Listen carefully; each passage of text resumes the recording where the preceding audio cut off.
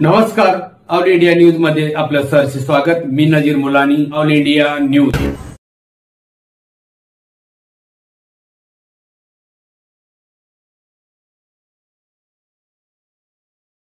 वकिली क्षेत्रात येणाऱ्या नवीन वकिलांसाठी देशातील पहिल्या ॲडव्होकेट अकॅडमी आणि रिसर्च सेंटर महाराष्ट्रात सुरू करण्याचा निर्णय महायुती सरकारने घेतलाय। त्याचं भूमिपूजन नुकतंच नवी मुंबईतील तळोजा येथे देवेंद्र फडणवीस यांच्या हस्ते पार पडलं।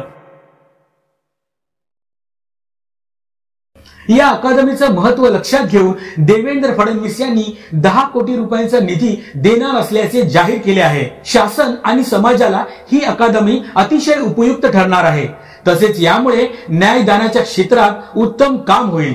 त्यामुळेच येथे शिकणाऱ्या वकिलांना विद्यावेतन देण्याचंही फडणवीस यांनी स्पष्ट केलं आहे। चांगले कायदे बनवण्यासाठी या अकादमीची निश्चित मदत होईल। त्यासाठीच महायुती सरकारनं हा निर्णय घेतलाय।